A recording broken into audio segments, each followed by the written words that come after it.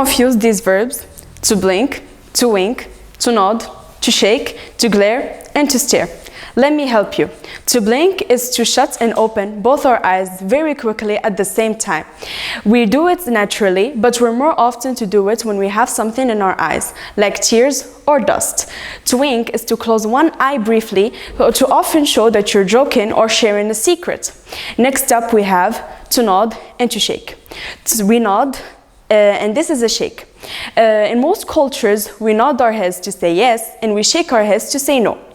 Next up, we have to stare and to glare. What's the difference? To stare is to look at something or someone for a long period of time. She couldn't help but stare when Beyoncé entered the cafe. To glare means almost the same thing, but it's to look at something or someone in an angry way. She glared at me when I ate the last cookie.